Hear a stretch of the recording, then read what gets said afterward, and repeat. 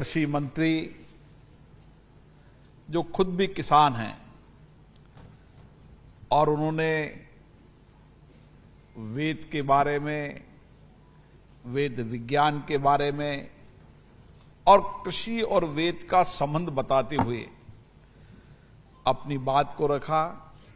माननीय नरेंद्र सिंह जी तोमर साहब इस कार्यक्रम के प्रणेता, जिन्होंने भारत में नहीं पूरे विश्व के अंदर वेद, आध्यात्मिक योग, योग विज्ञान कितनी व्याख्या की। दुनिया के अधिकतम देशों के अंदर भारतीय संस्कृति के अग्रदूत परम श्रद्धेय स्वामी चिदानंद जी महाराज हमारे बीच में ही, स्वामी प्रणवनाथ सरस्वती जी, आर्य वैश्य जी, आचार्य प्रद्युमन जी, आचार्य प्रेमपाल जी शास्त्री जी, आर.सी. अग्रवाल जी, देवेश प्रकाश जी और हमारी संसद में हमारे सहयोगी सांसद जो वेद, विज्ञान और जिनको अद्भुत ज्ञान है, जिन्होंने एक पुलिस सेवा में अपनी सेवाएं दी, वहां भी उन्होंने आध्यात्मिक रूप से मानवीय संवेदना के साथ काम किया। अब राजनीति क्षेत्र के अंदर भी, देश के अंदर भी और देश के अलावा विश्व के अलग अलग देशों के अंदर वेद विज्ञान के बारे में समय समय पर अपनी बात रखते हैं डॉक्टर सतपाल सिंह जी। और यहां पर पधारे इस सम्मेलन में जो वेद के बारे में, विज्ञान के बारे में, आध्यात्मिक चिंतन के बारे में अलग अलग क्षेत्रों के अंदर काम कर रहे हैं, उन सभी अतिथियों को भी मैं प्रणाम करता हूं। जैसा कि सतपाल जी ने बताया कि किस तरीके से हमारे ऋषियों ने ज्ञान को प्राप्त कर कर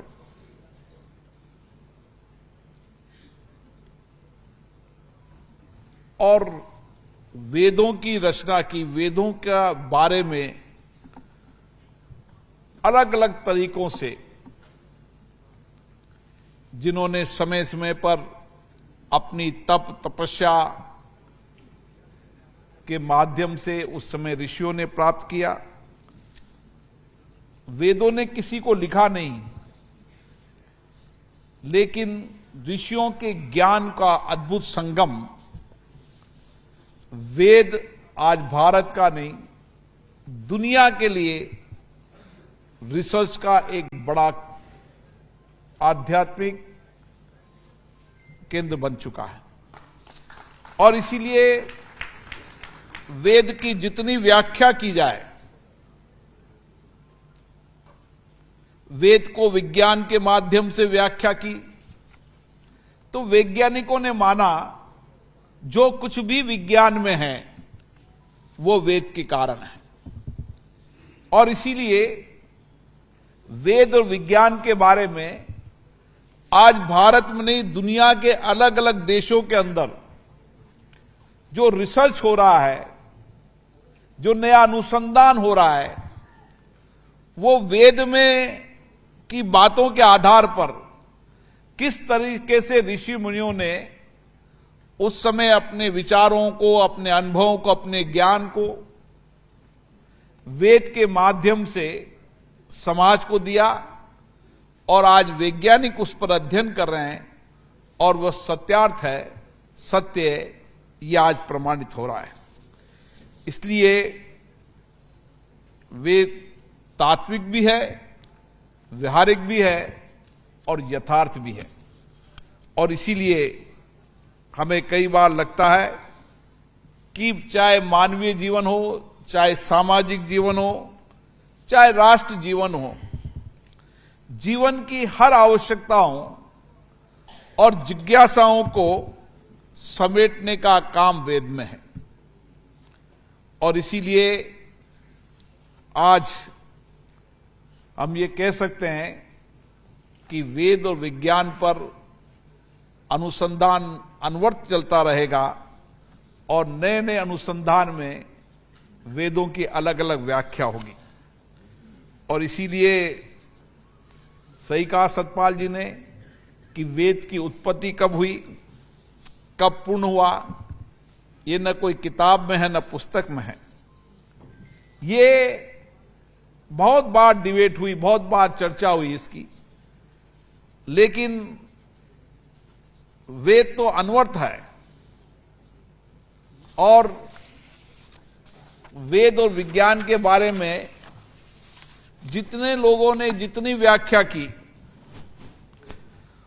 अलग अलग तरीके से व्याख्या की, लेकिन व्यक्ति ने माना कि दुनिया के अंदर जो कुछ भी है, समाज जीवन में जो कुछ भी है, मनुष्य जीवन में जो कुछ भी है, आत्मा परमात्मा का जो कहीं न कहीं जुड़ाव है, और व्यक्ति के अंदर शरीर हो सकता है लेकिन उसकी आत्मा जीवंत है, ये सब वेद के द्वारा प्रमाणित होती है।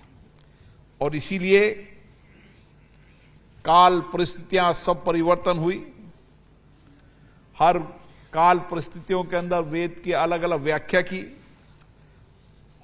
वेद का ललीचापन होने के कारण हर पीढ़ी को उसने कुछ न कुछ उपहार दिया, दिशा दी, ज्ञान दिया, आध्यात्मिक चिंतन दिया। और हमारे ऋषि मुनियों ने के उस वेद के ज्ञान को महर्षि वेद व्यास ने 4 भागों में विभाजित किया, ऋग्वेद, यजुर्वेद, सामवेद, अर्थवेद, जिसकी अलग अलग विद्वानों ने भी यहां पर व्याख्या की है। उसकी कोई व्याख्या सीमित दायरे में कम शब्दों में नहीं हो सकती, लेकिन उसके समय समय पर वेद की अलग अलग व्याख्या सभी लोगों ने की और ये सब अनंत चलती रहेगी। मैं इस मौके पर यहां पर हमारे बीच में बड़े चिंतन बैठे हैं, बड़े वैज्ञानिक भी बैठे हैं, अलग अलग वेद विज्ञान पर अनुसंधान करने वाले मैं विद्यार्थियों को भी देख रहा हूं। और विशेष रूप से चिदानंद स्वामी जी लगातार ये प्रयास भारत में भी करते रहते हैं, भारत के बाहर भी करते रहते हैं। मुझे आशा है कि वेद विज्ञान की इस व्याख्या को, इस रिसर्च को दुनिया को पहुंचाने का काम आप सब लोग करेंगे।